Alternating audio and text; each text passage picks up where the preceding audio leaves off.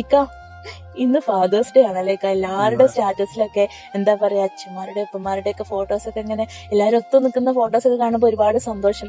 പക്ഷെ ഈ ഒരു ദിവസത്തിൽ മാത്രമല്ല, എല്ലാ ദിവസവും അവർക്ക് ഫാദേഴ്സ് ഡേ ആക്കി കൊടുക്കാൻ എല്ലാ മക്കൾക്കും കഴിയട്ടെ അല്ലേക്ക.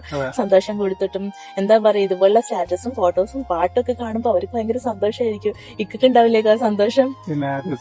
ഞങ്ങൾ രണ്ടുപേരും അങ്ങനെ സ്റ്റാറ്റസ് ഒന്നും ഇട്ടിരുന്നതായിട്ട് എനിക്ക് ഓർമ്മയില്ല. പക്ഷെ രണ്ടുപേർക്ക് ഇപ്പൊ ഉപ്പന്മാരില്ല കേട്ടോ. അവരുപ്പ എന്നുള്ള എന്താ പറയാ, ആ ഒരു സംഭവം ഉണ്ടല്ലോ, ഒരു ധൈര്യമാണ്. അത് നമുക്ക് അവര് പോയി കഴിഞ്ഞാലേ മനസ്സിലാവും. വീട് ഇറങ്ങിയ ഒരു അവസ്ഥയാണ്, വീട്ടിലെ രാജാവ് നഷ്ടപ്പെട്ട ഒരവസ്ഥയാണ്. നമ്മുടെ ഉമ്മമാർക്ക് എന്നും രാജ്ഞിയായി നിൽക്കാൻ കഴിയുന്നത് ആ രാജാവ് ഉള്ളത് കൊണ്ട് തന്നെയാണ്. അവര് പോയി കഴിഞ്ഞിട്ടുണ്ടെങ്കിൽ ഉണ്ടല്ലോ, നമ്മുടെ കുടുംബത്തില് എന്തോ ഒരു വലിയ നഷ്ടമാണ്. അത് നഷ്ടപ്പെട്ടവർക്ക് മാത്രം മനസ്സിലാവുള്ളൂ. നമ്മൾ എത്ര എങ്ങനെയൊക്കെ പറഞ്ഞാലും മനസ്സിലാവില്ല. കാരണം വലിയ വീടോ പണമോ ഒന്നും വേണ്ട, എന്താ പറയാ, ഒരുപാട് വലിയ ജോലിയോ ഒരു ജോലി ഇല്ലെങ്കിലും ഒരു പിതാവ് എന്ന് പറഞ്ഞു കഴിഞ്ഞാൽ മക്കൾക്ക് ധൈര്യം എന്ന് പറഞ്ഞിട്ടുണ്ടെങ്കിൽ എന്ത് പറഞ്ഞാലും നടത്തി തരുമെന്നുള്ളൊരു ധൈര്യമാണ്. തെറ്റാണെങ്കിൽ മാത്രമേ അതിന് എന്താ പറയാ, അത് ചെയ്യാൻ പാടില്ല എന്ന് പറയുള്ളൂ. ബാക്കി എന്താണെങ്കിലും അവര് എത്ര കഷ്ടപ്പെട്ടിട്ടാണെങ്കിലും നമുക്കത് നടത്തി തരും അല്ലേക്കാ. എന്തായാലും നമ്മുടെയൊക്കെ പിതാക്കന്മാരെ നമ്മുടെ കൂടെ ചേർത്താനും നമ്മുടെ സന്തോഷത്തിലും നമ്മുടെ എല്ലാ കാര്യത്തിലും നമ്മുടെ എന്താ പറയാ, നമ്മുടെ വലം കയ്യിൽ അവരെ നിർത്താനും എല്ലാ മക്കൾക്ക് കഴിയട്ടെ. ഞങ്ങൾക്ക് ഇനി അതില്ല, ഞങ്ങളെ മക്കളെ ഇനി പറഞ്ഞു പഠിപ്പിക്കാനേ ഞങ്ങൾക്ക് കഴിയുള്ളൂ. ഞങ്ങളുടെ മാതാക്കളുണ്ട്, ഇൻഷാ അല്ലാഹ് അവരെ നന്നായിട്ട് നോക്കാൻ ഞങ്ങൾക്ക് അത് കഴിയട്ടെ അല്ലേക്കാ. എന്തായാലും ഇന്ന് മക്കള് മാതാപിതാക്കൾക്ക് വേണ്ടിയിട്ട് ഒരു വാതിൽ തുറന്നെടുക്കുന്നുണ്ട്, വൃദ്ധസദനങ്ങൾ. അതിലൊന്നും കൊണ്ടുപോയിടാന് ഒരു മക്കൾക്കും തോന്നാതിരിക്കട്ടെ.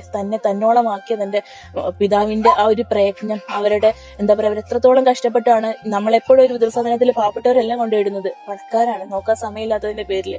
അപ്പം തന്നെ അതുപോലെ അല്ല, വൃദ്ധസദനത്തിൽ കൊണ്ട് പൈസ കൊടുത്ത് ചേർക്കണം എന്നുണ്ടെങ്കിൽ പാവപ്പെട്ട ഒരു പെരുവഴിയിലേക്കാണ് ഇടുന്നത്. എന്തായാലും അങ്ങനത്തെ ഒരു വിധി ഒരാൾക്കും വരാതിരിക്കട്ടെ. നമ്മളെ നന്നായി വളർത്തിയത് നമ്മുടെ മാതാവിന്റെയും പിതാവിന്റെയും പ്രയത്നമാണ് എന്നുള്ളത് ഒരു മാതാവ് എപ്പോഴും പറയാലേക്കാ. എന്താ പറയാ, 9 മാസം വയറ്റിൽ ചുമന്നതിന്റെ കഥ ഒരു പിതാവിന് അതൊന്നും പറയാനില്ല.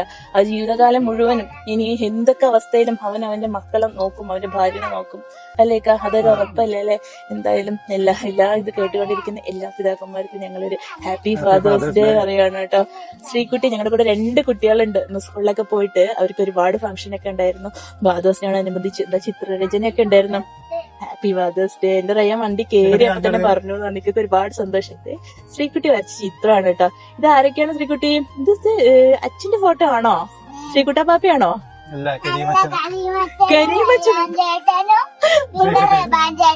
ശ്രീകുട്ടി വരച്ചത് ഞങ്ങളുടെ അച്ഛനെയാണ് കേട്ടോ, കരീമച്ചനെയാണ്.